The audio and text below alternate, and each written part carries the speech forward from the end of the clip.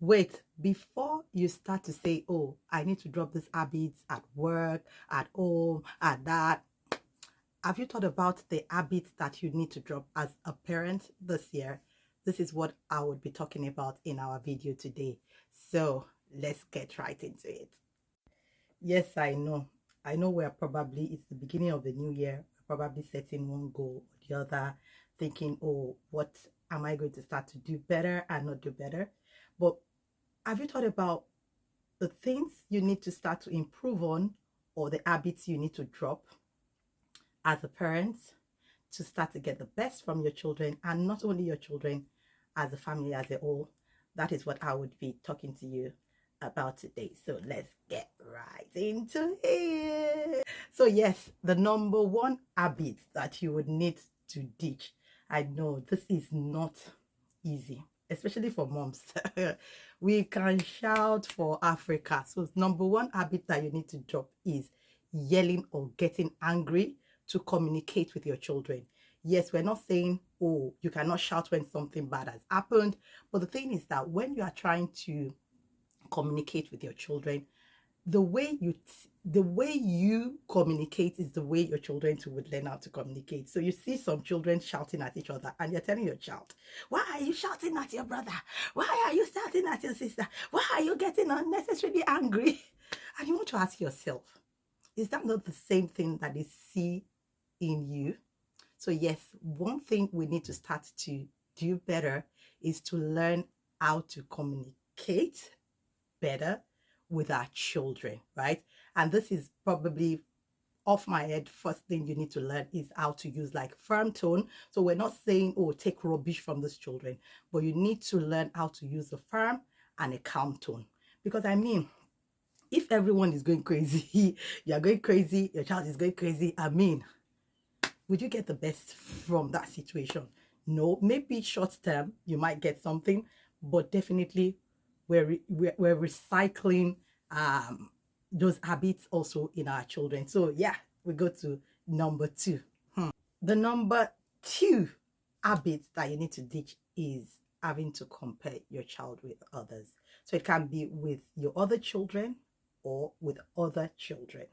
Whichever it is not the best, right? This actually really affects children's self-esteem and self-worth. So just put yourself in the, let's use us as an example. As a woman, if my husband is comparing me with other women, I'm thinking, what is all this? Are they me? Am I them? Do you get? And at some point, it would start to affect your own self-esteem. Oh, am I not good enough? Am I not, that's the same thing that would happen to your children when you are comparing them. It's better you identify the issue that you want them to improve on and help them improve on it. So, random example, you want your child to be better in something. Identify how can I help and support my child to be better than saying, oh, this person is better than you. Can't you see other children doing this? Can't you see your brother doing this? Can't you see your sister doing this? Can't you be, and some of us, we do it subtly. I mean, even at times, if your children would want to compare themselves like, oh, you did this for this person, always isolate and say, no, you are not your sister. You are not your brother. Do not even encourage your children to have that, have that in their own subconscious that it's okay to compare each other, but you have to be deliberate about ditching comparing your children in this year, right? Then the third habit that you need to drop is not setting boundaries. I know that we can be busy. I know we can be tired, and at times you just want to say, well, I cannot come and kill myself. Have your way, whatever it is. But when you're not setting clear boundaries, right, what it does to your children is it confuses them, so to say, in the sense that they don't know when they're meant to do what, and they don't know what is right, what is wrong at every time, because why? When there are no clear boundaries, you're saying, oh, you can do this now, but the next minute you're like, no, you cannot do that. And the child is thinking, what exactly do you expect from me? So when it comes to like screen time, I want to set clear boundaries. Oh, screen is 2 hours today, 3 hours, this time, or this time to do your homework, this time to do your chores. Let them know when they are meant to do what they need to do. Because if you just put it at their discretion, I mean, they're children, and you keep now yelling and saying, oh, you have not done this, you have not done that. And the child is thinking, but you this woman, or let's say man, but many times it's we moms are like guilty. Yes. Today you allowed me to play my game for like 10 hours. Or okay, let me say like 5 hours. And today you're shouting that I'm on my game again. What exactly do you want from me? So please be very clear with your expectations, right? Whatever expectations you have with your child or with your, for your children, let it be clear. Period. Then the fourth one, which I think many of us are sitting on this table, is focusing on material possession, right? And this is usually for we really busy parents because you're probably maybe at work most of the times. Maybe your child is in school or with a nanny.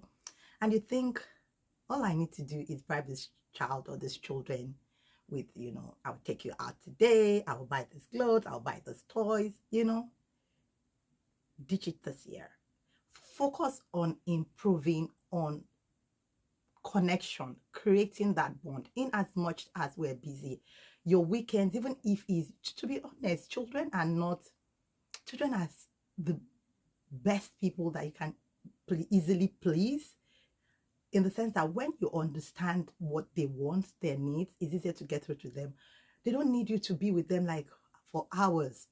It can be just 30 minutes. You can have like that devoted time to say, oh, this is what we're going to do this week to improve our bond, our bond, to create that connection, that intentional, effort to improve on that, rather than thinking using toys or material possessions is going to make them love you. They love you already. But I mean, think about it. In the next, even randomly, in the next 3 years, even that same year, by the end of the year, that toy that you were buying, I'm sure they would have thrown it somewhere else. Or that clothes, they would have outgrown the clothes, right? But they would never outgrow or forget the memories that they've created with you. So that's something you also want to improve on this year. And the final habit that you need to ditch is not taking care of yourself, which I think we moms are the one like we are even putting the leg on another table, right? Because we want to give so much to our children, to our family. We want to be there for them, want to provide for them, but at the end of the day we forget ourselves. And what you forget to understand is that you cannot pour from an empty cup. That's why we're always tired, always overwhelmed, and we're naggish, we're temper here and there. When they say you are crying, crying in my own language, you are crying, right? Because you just don't have anything inside of you any longer. And that is why you need to start to focus on having to choose yourself first and take care of yourself. And this can be doing the things you love, your hobbies. Exercising is also good. Doing anything that would make you relax. Like I like to dance, I like to listen to music, I like to read books at times as well. So what makes you, some people like to go to like a spa and all that, but whatever it is, and self-care is not anything that you need to spend money on. It can just be in the four corner of your house as well, but ensure that you are deliberate and eat well as well. Some of us, we're not eating well. Eat well as well. So ensure that you take care of yourself this year also. So which one are you ditching and going to improve on? Leave it right in the comments and let's talk about it. Wishing you a wonderful year ahead. So if you've not liked or comment or subscribed, do that right now. Thank you and see you in the next video. Bye.